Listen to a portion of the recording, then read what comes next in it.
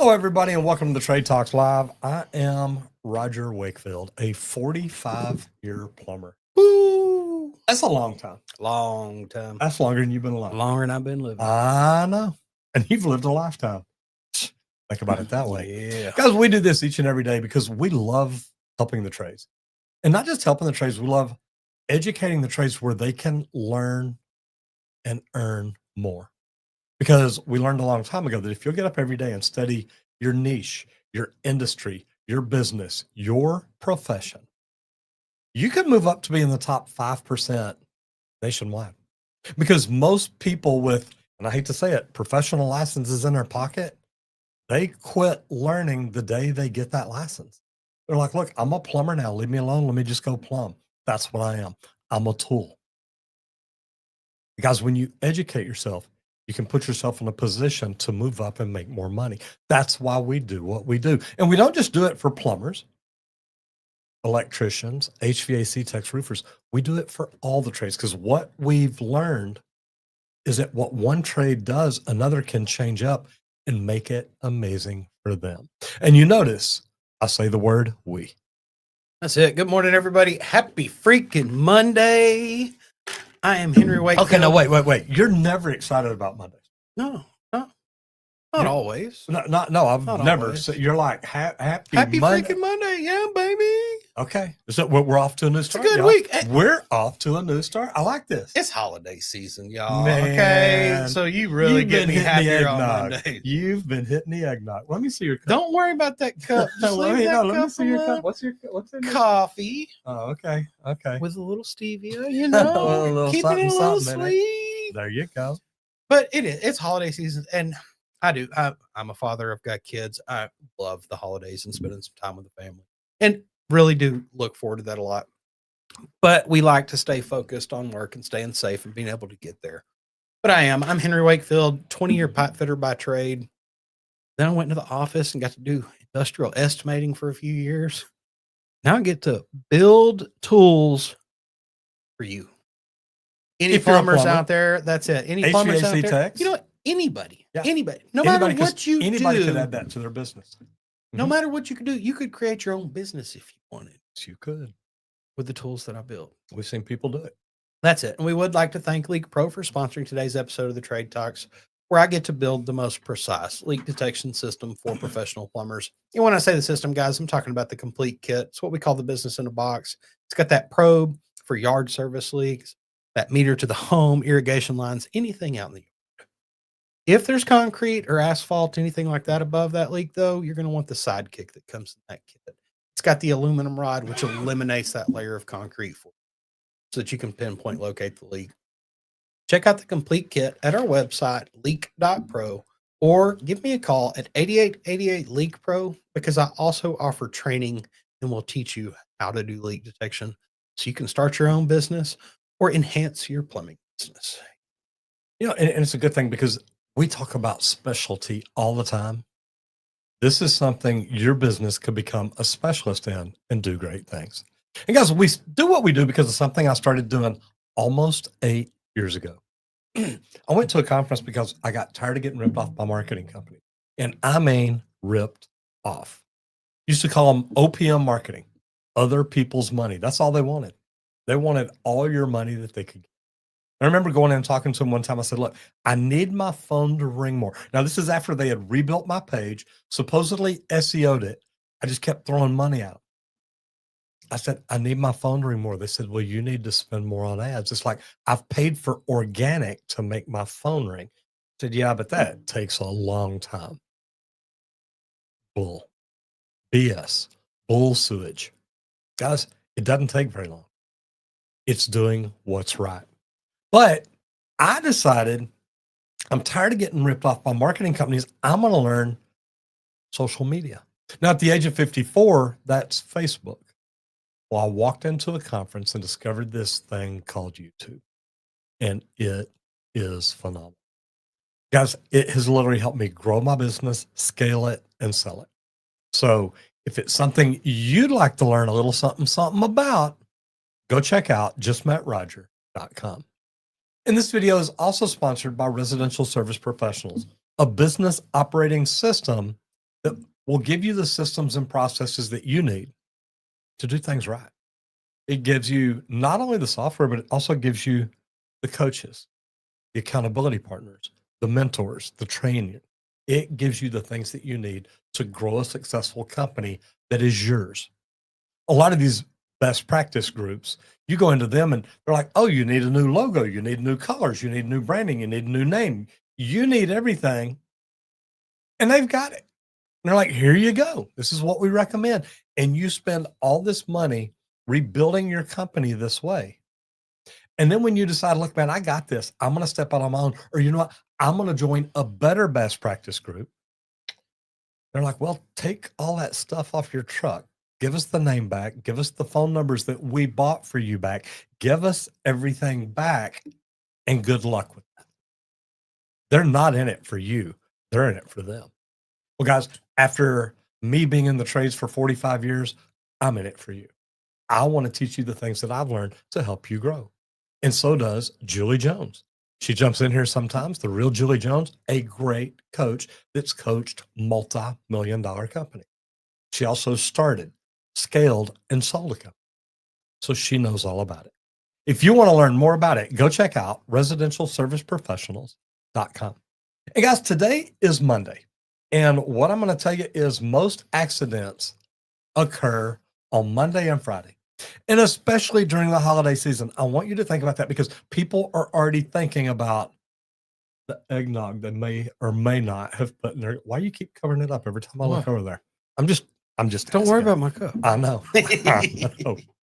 Yeah, please don't worry about my Really cup. is coffee. It Today. really is. It's And just mine's coffee. green tea. That's all I drink. It's Monday, baby. It's And I gotta got to be order more coffee. green tea. We need to write that down. But guys, here's the deal. Think about your people, especially during this holiday season, especially on Monday and Friday. Monday, we're thinking about what we did this weekend, this last weekend. What did we do Friday when we got off? What did we do Saturday? What did we do Sunday? And it's real easy to think about that and make a mistake on the job. Friday, as soon as they get up Friday, they're like, man, all I got to do is get through today because guess what? I got plans tomorrow or tonight. Some of those people never make it to those plans. So what I'm going to tell you is please think safety all day today. Now, we're going to start out with the national news. And let's go straight into the big story breaking across the trades today. The United States Department of Transportation has recently approved $280 million in funding for highway lighting and electrical upgrades. Now, highway lighting and electrical upgrades all says to me it deals with one trade. And it just so happens we have an electrician that just jumped in. But now for a lot of people, that sounds like just more lights. But if you work in electrical or you've ever done the DOT, the Department of Transportation work, you know how massive this is. We're talking thousands of aging highway poles, rusted conduit, oversized transformer loads, failing contractors. Contactors. Oh, contractors. Well, the contractors are failing They're too. failing too. I'm putting in failing I contactors, know, baby. they're not in any business anymore. And lighting control systems that were built when half of us, like him, not me, weren't even born. Yet some districts are reporting that 40% of their roadway lights or the roadway lighting, it's already beyond the life expectancy. Because none of this stuff is built to last forever. Oh, it's not? I know. Dang it. Well, I mean, I'm built to last forever. No, I'm not. My body's old. Okay. And what this means is corroded poles, undersized wiring, and fixtures that burn through lamps like crazy. Now, a big part of this push is one of his favorites, the LED conversion. The DOT estimates a 45% reduction in energy costs statewide once all these projects are complete. It'll get it too. Yeah. Oh, yeah. Oh, it'll get it. Oh, yeah. It will. Easily. And with LEDs come new control systems. So remember the light bulbs? I told you, I said, Randy, what bulbs were in the bottom of my microwave? You're like, I don't remember. Yep. I went and bought LED bulbs to replace them with. They're like 15 to 20,000 hours. I'm like, it's going to be a little while. There you go. Absolutely. Yep. So some places you've got to have that fixture that can accept them though, because some of the old fixtures won't actually operate the LED bulb right. got one home that I can't put one in. Mine did pretty good. So figure that out. Yeah. Mine did pretty And good. speaking of Matt, I wonder if you know why that is. I'm Yeah, curious. Matt. as to Why do what's some the major LED difference? bulbs not work in Old fixtures. the outlets? Yeah. Says Mr. Miyagi, a plumbing and vacuum leak whisper. What's up, brothers? Go LeakPro and Roger Wakefield Plumbing Education. Sorry, I missed Friday. Was a turkey avoiding slaughter. Sometimes you just got to keep your head off the chopping block. That's it. Brother Jeremy Rivard in the house says, add to that the extra clothes and getting used to the bulk. Yep. Mental distraction and less dexterity. And we talked about that just the other day. Yeah. Yes. Jeremy, you're right. I mean, we bundle up to stay warm because it's freaking freezing out there. I woke up this morning. It was like 34 degrees when I woke up, and it's got a lot warmer. It's up to 39. Yeah. So, we're still in the 3 0-digit numbers. I don't like that. Not at all. Yeah. All right. Ready, bottom line. Let's talk money. Oh, okay. My favorite. This can transform your business almost overnight, guys. Okay. This is the contractor's rule of 3. Every quote gets 3 versions.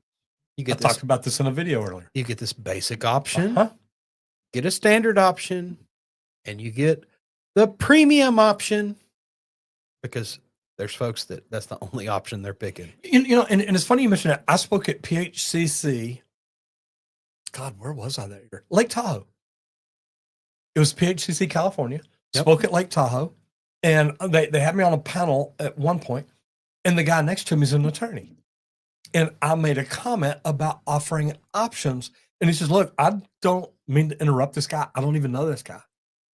But I want you to tell me what that best option is, because that's what I want. Yep. I don't need to hear about your basics. Yep. I understand you tell me so I understand the value. I want the best. And ready, I can be a little bougie sometimes. I want the best. But I do want it to last. I want it to last. It's not just, I want to spend the most money. Yeah. I want the most value. It's big. That's it. And most contractors, they lose money because they give customers one number. Yep. Here's how much it is.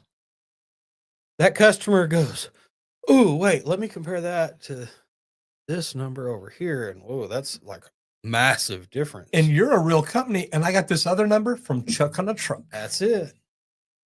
When you give your customers 3 choices, though, they quit comparing contractors. They start comparing your 3 numbers. That's it. I'm just, guys, done. That works. What's the comparison? Now I don't need to call this company. Okay. Which of your prices lines up with me and what I want and what fits my situation at this moment? It's holidays, guys. Guess what? I can't afford that best right now. I've got kids and Christmas. Give me that crappy option. I know I'm gonna have to do this again next year. But you know what? When I give you that best option, I'm gonna say, look, don't worry about that number. Here's what I want to ask you: do you want to use your money or our money? That's it. And they're like, wait, what do you mean? Well, you may not be able to afford $5,000 right now, but could you afford $250 a month? Look at you stacking these strategies together. I'm just saying, really appeal to the customer. Yes, indeed. It's what it's That's about. what service is about, guys. It really is. Companies using this strategy, they're seeing 22 to 40% increase in close rates, depending on the trade, obviously. But here's why it works, guys. The top tier premium option, it sets that psychological anchor. The basic option becomes the safe choice. And that standard option, the one you want them to take, it becomes the obvious middle ground. It's human behavior, sales tactics. You can study it and read all sorts of stuff that leads to this. That's 3 it. options is the best. Once you start giving them 4, now you've overwhelmed them. It's They're too like, much. I don't know which middle to take now. Yeah. You've confused it and blurred it. And whenever there's too many, it's too much. One HVAC company, they packed their quotes into fix and maintain, fix, maintain, and upgrade. Their average ticket jumped $480 in the first month without changing anything except how they presented them. And most people don't even think about it. I hate to say that. It's just, and guys, look, I was a plumber for years and I didn't learn this. till I had my own company. I just thought, look, I'm going to go in, I'm going to fix your plumbing, I'm going to leave. I'm going to get in, get done, get paid. Wrong attitude. What, like anytime I ever hear somebody, hey, is this too much of a price? What warranty are they giving you? It's my first question. Initial question is, what are they backing up? And I asked it another way. What's that cover? What value are you getting for that? Yeah. Because then they're like, well, I don't know. I didn't think about that. Well, can they get it done in a timely manner? Do they have drug tested and background check plumbers? Always worried about that. Yep. I tell everybody all the time, look, I based everything we did based on my mother and my sister. When I walked in your house, even if it's you, I'd be like, here's what the basic is. Here's what the basic plus maintain is. Here's what the basic plus maintain plus upgrade is. And this is the one that I would recommend to my mother and my sister because I really think you get the most value. Yep. And then set back. That's it. Customers want control. They don't want that pressure. Hey, you want to go with it or not? Give me some options. Whenever they see options, they don't feel sold. They feel like they're getting a menu and they're getting to decide what they want. Yep. They get to pick the solution that matches their problems because you don't know everything that's going on in their world. They do. Let them You don't know what their choose. bank account looks like. That's it.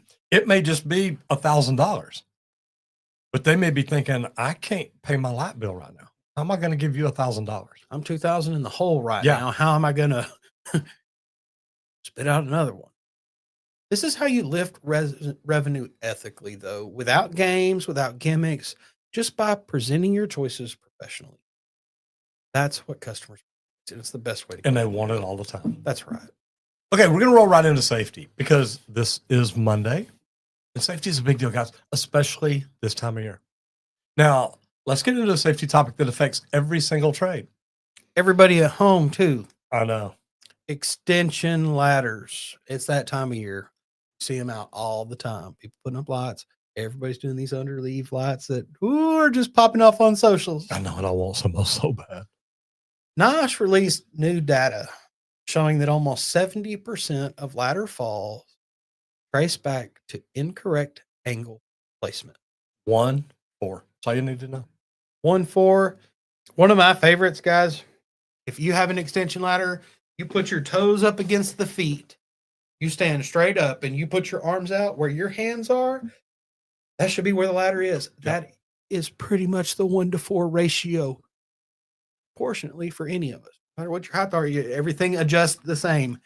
And that is really freaking close. It's not broken ladders.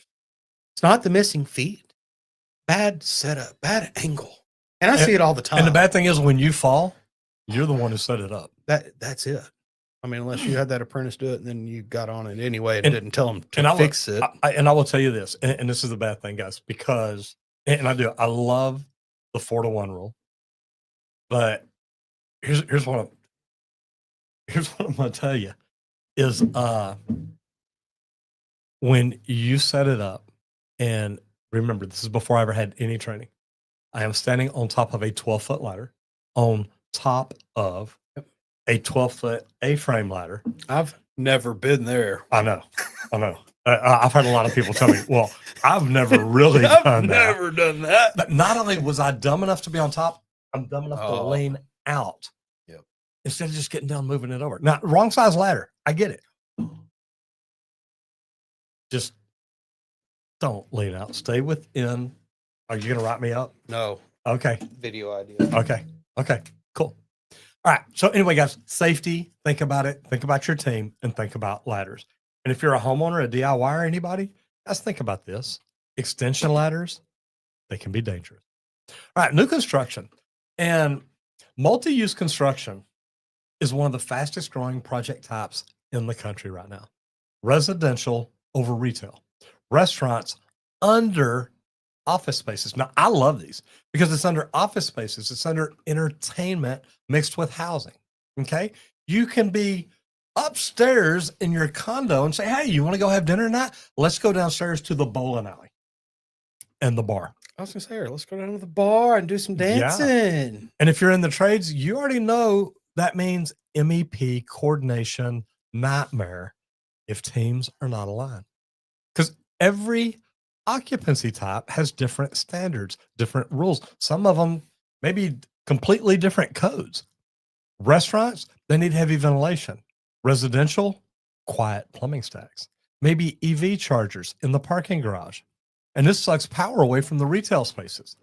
Office tenants, well, they need clean conditioned air without getting hit with noise or the grease duct vibration, or even worse, the smell. And every one of those systems tries to run through the same vertical chase. That becomes the choke point. And we're seeing huge reliance on BIM now. And guys, the more we get into these bigger, faster, stronger builds, BIM is just going to keep coming. And if you're not doing it, and we talk all the time about going to these bigger contractors and say, look, we'd like to find a way to work with y'all. Maybe getting in with them and say, look, we need help with BIM. Can you help us? Asked Drew about John T the other day. Yeah. A kid who used to be the yard dog, meaning he handled the tools and materials, called him the yard dog. He was in the Connex all day long. He quit there to go learn CAD. He now runs a BIM division department for one of the largest contractors in the world. So I asked him about it. I said, so you don't work with John T a lot? He says, oh, I work with him a lot. He says, but he's never here. He's flying around the country all the time, working on different projects. That's all he does now. Yeah, I was going to say he works for all the offices now. Not just here. Yeah, he's nationwide. He runs it all, and it's which is great. Hey, a month from now, it's not Brand. Oh, I know. I already heard. We were talking about that. Southland Corporation. Yeah, pretty freaking. They're finally doing the name swap. Okay, I'm going to jump into the comments real quick because a million have gone by. Matt says, so old ballasts don't have the inverter in the new lower voltage, yeah, in the LED. That's why you need to buy specific bulbs or a new ballast. Yeah. And I buy specific bulbs. I'm kind of like, I'm just going to do it the easy. Helping Handyman says, good morning, fellas. It is Monday. Baby. Oh, yeah. Happy Margarita Monday. Yeah. We had a business meeting last night. May have been some protein shakes involved. Have been yes. And the girl wasn't here. She calls it my Mexican salad. I'm like, oh, love that. Yeah. Helping Handyman says, Flip, I came in late and this is gold. Man, look, we love what we get to do. Yeah. Hello, Matt. Helping Hands, what's up, brother? He says, hello, that says they called me to hang Christmas lights up around 30 feet. I like that. Requires specialty lighters. Yeah. It isn't worth it today. There's some days it's not. Yeah. And I'm old. I've got like a 36-foot extension ladder, I think. Yeah. And I mean, even carrying that thing, I'm like, that gives me a headache. Even thinking about carrying it. Yeah. It makes my back hurt. Big time. Like it's like, yeah, it's legit. I've worked on so many tall roofs, high roofs, and everything. If I don't have to get on one now, I don't. I'm happy. Yeah, I'm happy, man, without it. Yeah, here you go. How about those Bluetooth hard hats? Isn't that cool with the speaker up in them, dude? That was cool. Christmas lights. I use a lift for that stuff. That's. I wish I could drive a scissor lift around my backyard. Yeah, you know, well, you can. It's a telescopic. We'll just get you an articulating boom. There you go. There you go. Up a Handyman says, I'm jack of all trades, but when people expect you to have every tool available, and that's why. Yeah. Yeah. But and the thing is, hey, if somebody was coming to my house and said, yeah, we'll show your last, but we got to get a boom lift out here, I'd be like, how much is it? I understand. Let's do what we got to do. All right. Mindset growth. Let's talk about momentum, because the smartest foremen and owners all have the same habit. Start the day with a win. I used to, and I've got Randy where I get up every day and get on my computer at home because I want to make something happen before I move. But the real science behind this, early wins produce the dopamine, a biological go signal. It's your boost of energy that you're like, yes, got that done. It makes the next task even easier. And I'll teach you another trick.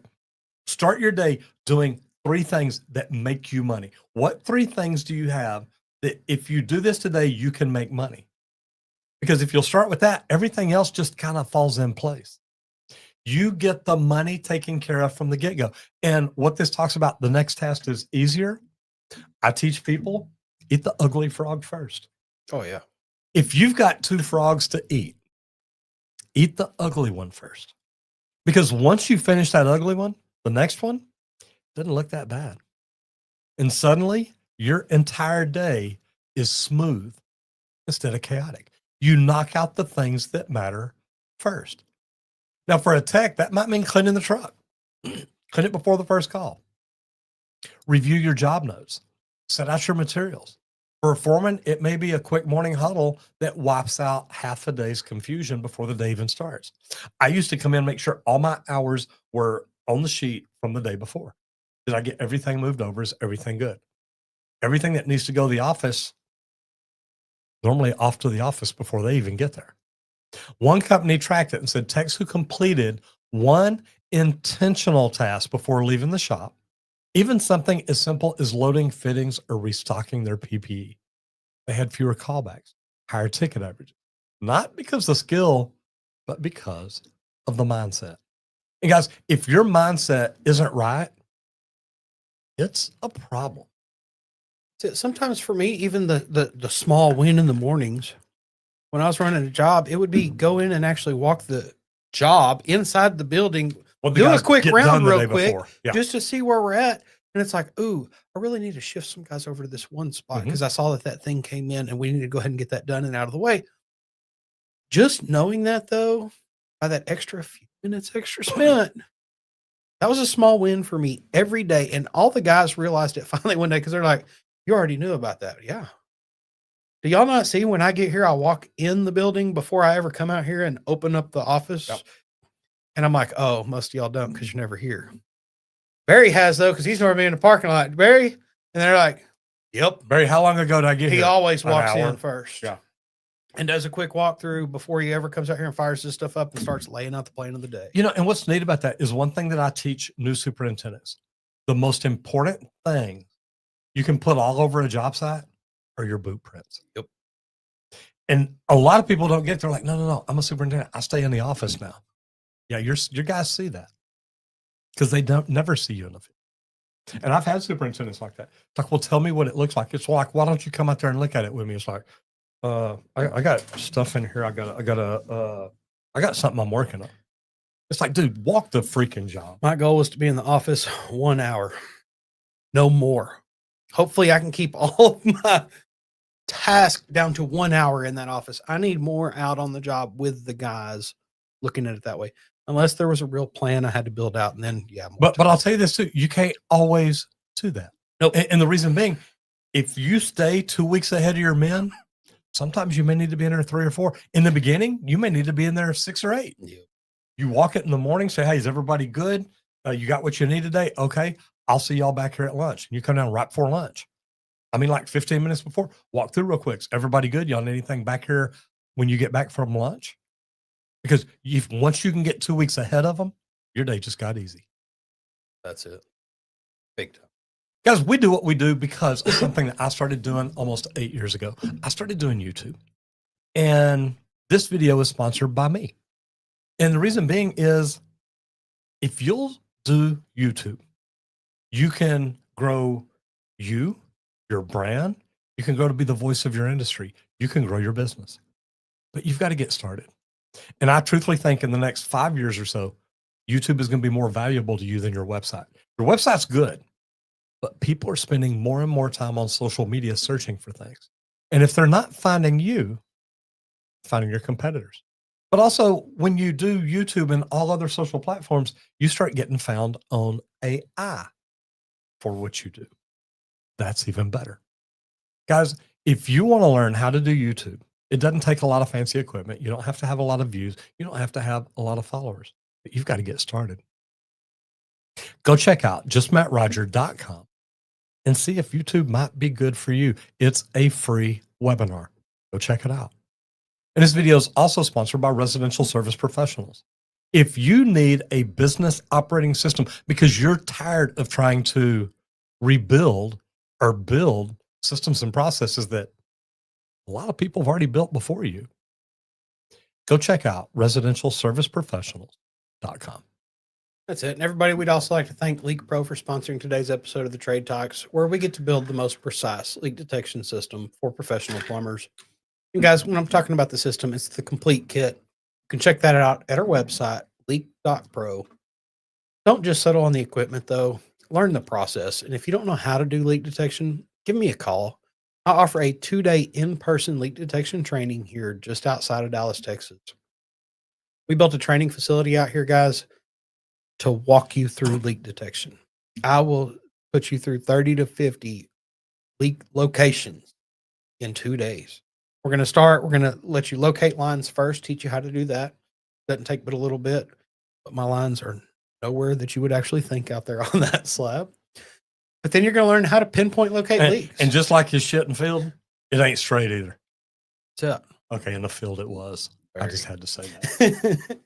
But wait a minute. When was my pipe not well, straight? like, it's funny because I always say, like, it's not straight. And it's like, well, really, it is straight. Yep. It's just not on straight the way you're perfect angles. Okay. How about that? But it is. It's cool. And you start out, it's 130,000 square inches of where that leak could be. And you're going to go, it's right here. And by the end of 2 days, it's going to be within 12 inches. What do you every call that? time? I call that in the hole. Ooh. Because I'm going to cut a 2x2 hole, bare minimum, preferably a 3x3, but 2x2, depending on if it's a tight space, I'm going to go 2x2. So within 12 inches is always in the hole for us. That's what we teach you. I also have one line outside of the slab itself, so you're familiar with what a yard leak sounds like. Pull that probe out and use it. But beyond that, I've got a couple sewer systems set up, one cast iron and one plastic, or we'll teach you to go to that clean out outside of a home, do some testing, and determine precisely where a sewer system's leaking. So you just replace one little branch. That's it for your customer. If you're ready to learn these skills and do leak detection, learn the right way to listen to those leaks, because they all tell you where they're at, give me a call at 8888 LeakPro or visit the website leak.pro and book me for a Zoom call there. You can become a Leak Pro yourself. I teach it. Just give me a call. Let's turn you into one. And if you're not taking care of that problem for your customers, you're introducing them to somebody else that will take the money that should be yours. And at the end of the day, why not learn everything you can about taking care of your customers? It is that easy. All right, we're going to jump into all trades. And this is a big one because the labor shortage is changing the service business. And one of the biggest shifts is the rise of the multi-trade technician. Now, Matt happens to be one. Companies everywhere want techs who can troubleshoot plumbing and HVAC, HVAC and electrical, or electrical mixed with low voltage. Now, low voltage is kind of its own deal. Some electricians know nothing about low voltage. Why are they doing this? Because customers hate multiple visits. They want one competent technician who can diagnose across any system. And companies want fewer truck rolls, simpler scheduling, teams with broader capabilities. AI diagnostics and handheld tools are speeding this up and making it easier. Techs no longer need to be experts in 5 trades. You don't have to be a master plumber, master electrician, master HVAC tech. Although it's kind of nice. But they do need to understand the relationships between the systems. Now, companies that embrace multi-trade development, they report things like fewer callbacks, higher billable hours, better customer satisfaction, less dispatch congestion. You send the technician out, and hey guys, here's the deal. If you're the multi-trade tech, if they're slow today, you ain't going home because they know you can take care of a lot of stuff. It's not about overloading the technicians either. It's about expanding their toolkit so they can solve problems more holistically. Hybrid techs don't replace specialists. They help specialists. They help them focus on the heavy technical work while they handle everything else. You give me somebody that can just do plumbing and I can do plumbing and electrical, I may be, hey, go clean my van while I knock this out.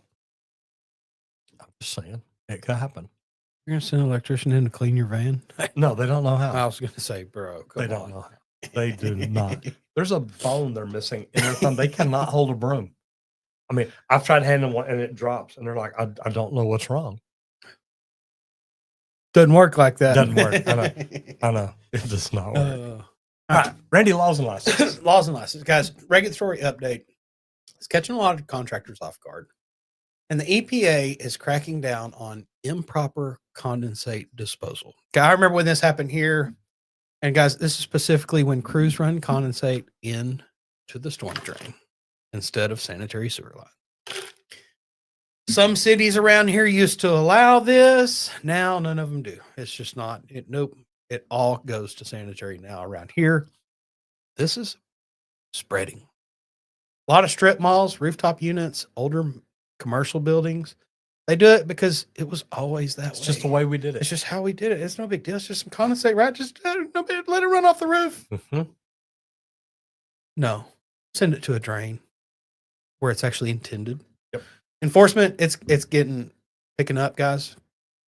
Fines are climbing from a couple $100 to $2,500 to $7,000 per violation per unit. Mechanical contractors must show documentation that condensate is routed correctly, and property managers, they're getting pulled into liability as well on this. Make sure to CYA for everybody. Retrofits, they could require condensate pumps, additional tie-ins, roof drain reroutes, even resloping lines to meet code sometimes, depending on where it is and what's going on. You're going to have to bring it to current, and you can't send it to storm anymore. No. And the thing is, some cities are encouraging condensate reuse for irrigation, especially in drought-prone regions like Matt out in Vegas, meaning new opportunities for plumbers. I've said all along, guys, we should be pushing for gray water reclamation, because now basically you plumb the house twice. You plumb the water in, then you have the drains that go to sewer that go to gray water reclamation. Then you take that water and you plumb it either to irrigation or to flush toilets or something like that. There's a lot of different things that we could do to create more work for us and make the world a better place. And the code revisions are coming up quick, aren't they? Yeah, code revisions next year. Okay. They could tighten it even further.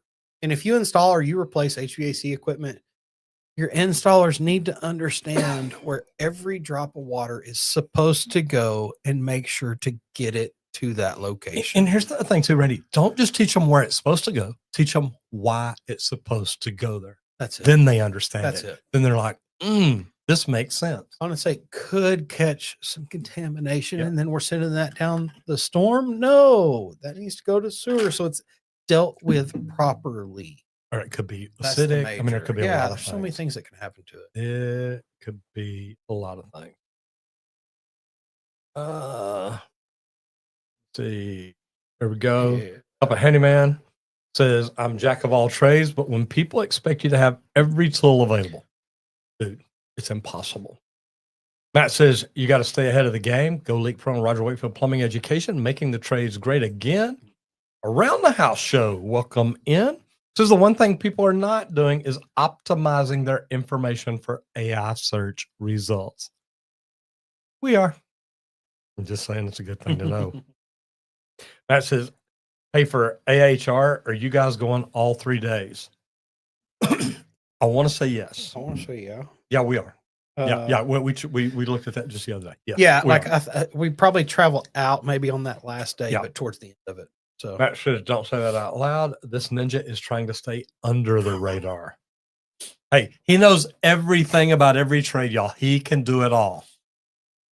Oh, I thought you said say that out wrong loud. Matt, wrong Matt. Yeah, wrong Matt. Not Not our our Matt. Matt. Wrong Matt. Not Matt My bad. McDonald. No. He doesn't know nothing. Different one. Except he knows how to drink margaritas and eat burritos in Vegas. He was taught well. Yeah. On another note, I did a GFCI outside my garage. My dad was like, oh boy, he's using a broom. Well, yeah, it was your garage. Yeah. Electricians can use brooms in their own garages. Yes. I'm just saying. I've seen it happen. Now, I got to tell you what, I talk bad about electricians about cleaning up. But I will say this: whenever I went down to Dustin Stelzer's place down in Austin, Immaculate. his shop was beautiful. I bet. I mean, every little detail. Like It was so cool. It really was. even like we do harass all the time about this. I mean, come on, it's just part of it. It's an easy joke, y'all. At the company I was at, we had our fab shop. There was also electrical fab shops and stuff. And guess what? They kept a very tidy space. Yep. You got we to. know. You've got It's to. just on the job sites. That's smart business training. Okay. Let's talk about something that every company deals with. SOP drift. Now, you being an estimator, how do you fight this from the very beginning? Well, for me, it was a little different. It was so interesting because what I actually had to do, like I had my procedures, but I had to go because for me, an estimate, every job we bid was different. Oh, yeah. You don't ever know what the real scope is until you actually go through and list out the scope about all the systems that you're including and all the stuff. And then you kind of talk to the sales guy to make sure. And what you're not including. And what you're not including. Yes. There's so many parts, but SOP drift happens more like in the field, I would think, less than estimates, because estimates, you have to cover every nut, bolt, deal. And I would just have to make a list of all the systems I was responsible for and then start building out from there. And there were standards I would do per systems like that. But when you go into a job and you're cruising, you're in it, you're dealing with the customer, you're doing all these things. Oh, I forgot that little step. That's how it all starts. It starts slow, just that one step. Oh, I forgot to take that photo. Mm-hmm. Oh, the next tech, he forgot to do his torque check. That's one you don't want to skip. Somebody forgets to log a reading. It's data we needed. But before the entire company is operating with these modified procedures nobody intended. Okay, it's not sabotage. It's human nature. Things start to fall off. We miss it. It just becomes the new steps. People take shortcuts when they get comfortable. They're used to that SOP. I don't need to look at it no more. SOPs aren't supposed to survive on paper. Survive in that daily habits of actually taking every single step that you have to take. Companies that eliminate that SOP drift, they're going to do three things extremely well. Train your SOPs visually, not just words, but photos and videos. Okay. Also reinforce your SOPs quarterly. You need to bring it up consistently, not yearly. Once a year is not enough. Every few months, it's good. Audit respectfully so the techs feel coached, not attacked on what they're doing. Explain the why we take that extra, because it covers us years down the road. It's nothing to do with it, but we have to have that photo or we could be screwed. And We could lose money. And the thing is, the digital SOPs required check boxes and photo uploads are game changers. Because then you can come back and say, wait, you said right here that you did all this. Yep. They eliminate ambiguity. And when leaders model the SOP adherence, crews follow it. And remember, bad SOPs cost money. Good SOPs make money, but maintained SOPs, they build culture. And if you can ever build an amazing culture at your business where everybody's on the same page, and I read this in a Michael Gerber book, I think the E-Myth. He checked into a Ritz-Carlton, and every single thing led to something else. And he's like, this is the most amazing thing I did. He says, I wake up the next morning, I go down and said, like, speak to the manager. And it's just a little 28-year-old kid. He's like, how did you learn restaurant or learn hotel management this well? He said, well, I didn't. Here's my book. He said, I've got a book. And he pulled out like a 1-inch thick binder. It says everything we do is in here. And every person doing their job knows the reputation of the entire hotel depends on them. So they don't skip details. It's big. That's a great culture right there too. Isn't it though? That's I mean, we're human beings want. helping human beings. That's right. It is amazing. Vehicles, okay? Something very practical here for vehicles this time. Mobile power inverters, guys. You'd be Booyah. shocked at how many techs run the wrong inverter for their tool load. Got that battery station in the back? You need the right inverter set up, guys. There's 4 common inverter classes: 400 watt, 750, 1500, and 2000. And they're not the same. Okay. Inspection cameras and laptops need pure sine wave inverter.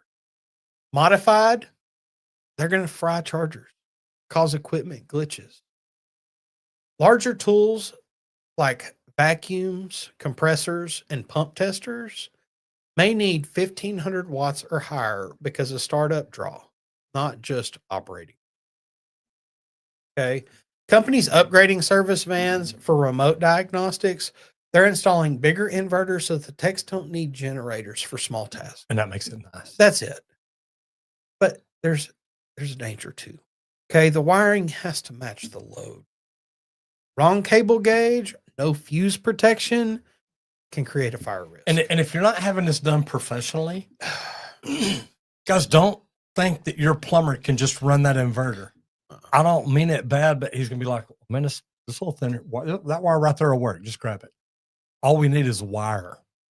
Some fleets are moving inverters into exterior weatherproof boxes to improve cooling and free up the interior space. Now, I love these that I've seen. They literally build like a mini office right behind the driver's seat where there's a workbench, there's a stool, there's an inverter with outlets to where they can plug in battery chargers, computers, cameras, whatever need be.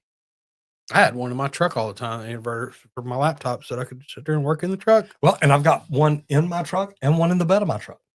And it's like, Yeah, I've got one built in too. Yeah, that's true. mine are built in. That's true. And they are in a I was lot of the thinking newer back when I was in the vehicles. field. Yeah. No, and I get it. And that's what we all wanted. I need That's a it. plug somewhere on I my gotta truck. have one. Yeah. Here, But- get this inverter. Yeah.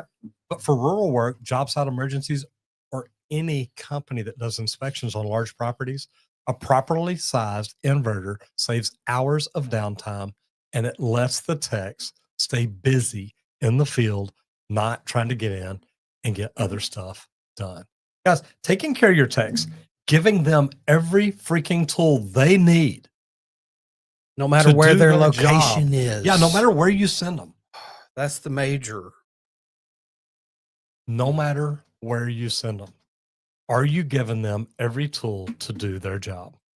All right, Matt McDonald, sorry about that, says, on another note, okay, the GFCI, he says, if you can't give each other crap, you don't belong in the trades. I give it That's right to you. You don't belong in the trades. It makes the day go by faster and more fun. Aha, my dad might be going to AHR. There you go. Man, we used to have a great Mexican restaurant there. Nada. AHR. No, you're thinking. Oh, wet. I'm thinking Quit. wet. Quit. Sorry. He knows where we're going. We're going to see Matt. I mean, come on. We're going to Vegas. We're going to Vegas. We're going to Vegas. Have a Matter burrito. of fact, we booked our rooms at Ahern just the other day. Yep. We'll be staying at Ahern. I like Ahern. Good No little spot. smoking, no smoking hotel. Just saying. All right, we're going to roll into social media spotlight. Today's spotlight goes to TVE-Media, one of the cleanest electrical education channels online. Now, these guys don't just show the perfect install. They show the failure points, the shortcomings, the here's what the inspector nailed us on. This is a good channel. Their tool reviews are some of the best and most honest in the industry. They break down panel organization, thermal imaging, conduit bending, all with clarity and without ego. Squirt. Treasure Valley Electric Inc. With 4.9 thousand subscribers. Heck yeah. 107 videos. Oh, more about this channel. Click it. Nothing. I love it. Yeah. Started July 2025, guys. Fresh channel here. Okay.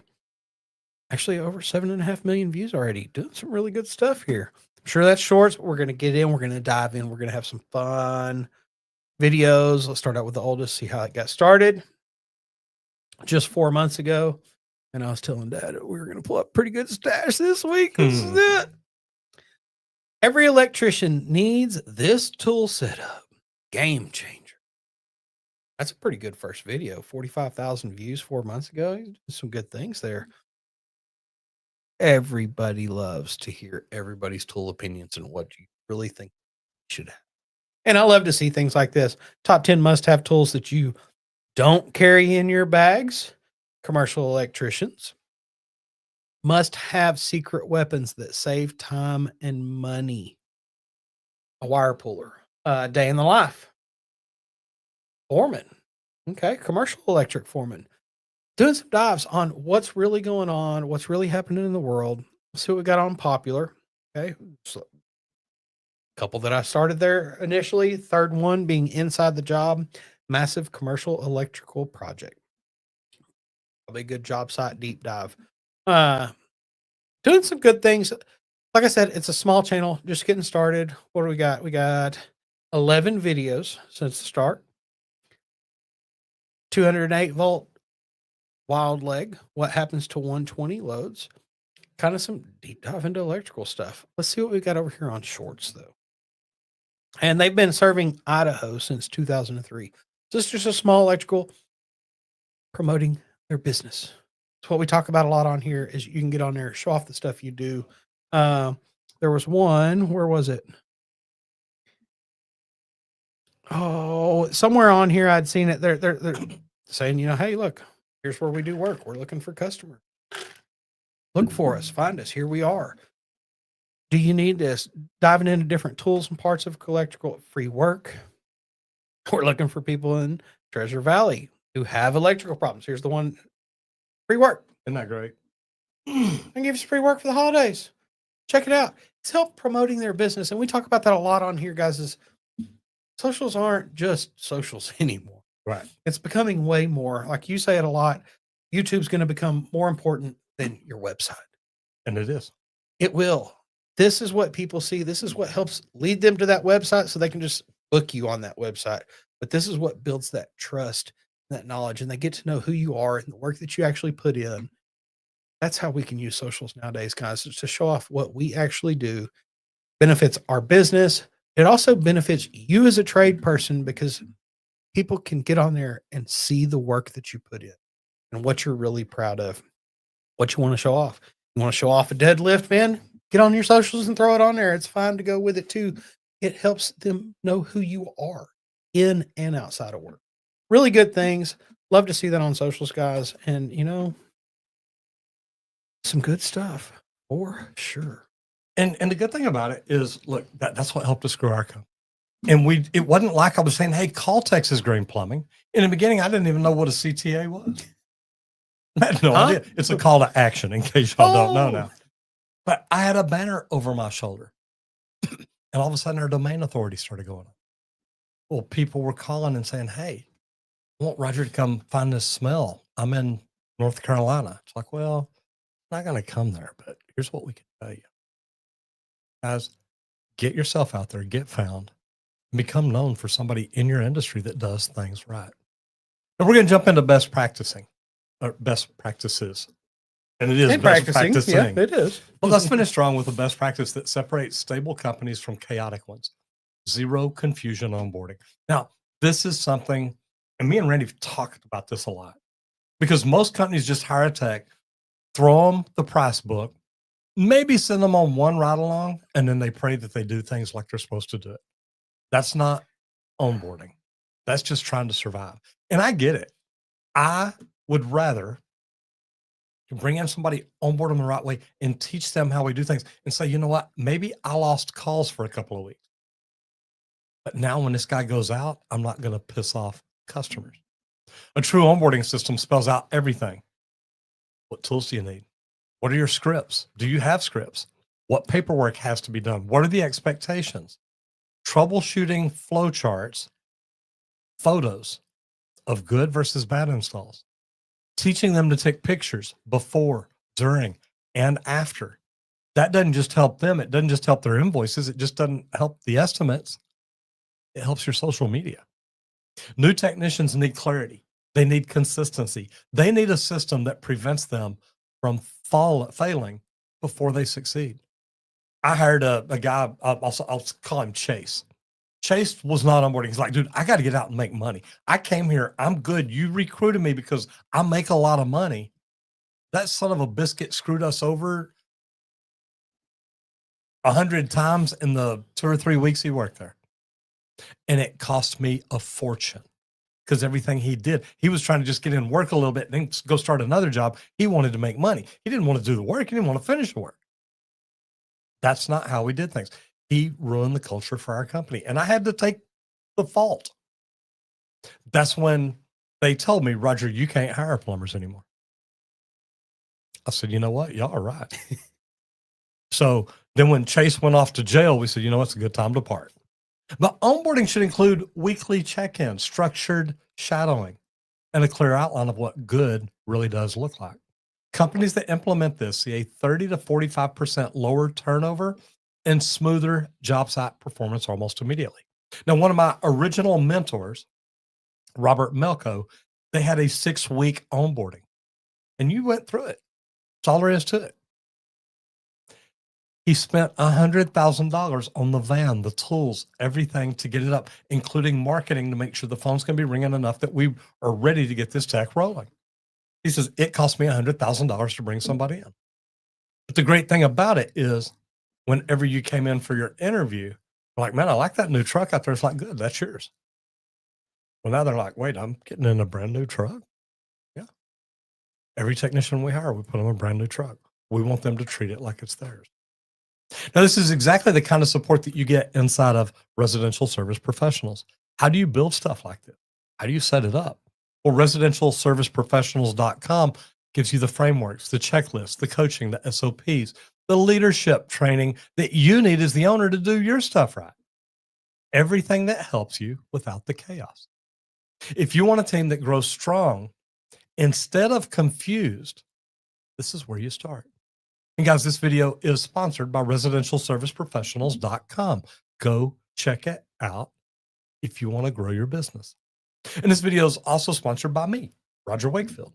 Now, I've got a whole nother channel, Roger Wakefield Plumbing Education.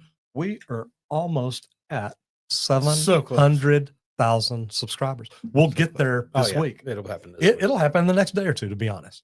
We felt like we were going to be by Christmas. But it's going to be a little sooner than we were thinking. We're going to be there by Christmas. We were looking at it this morning. If we're not, we did something really, really wrong.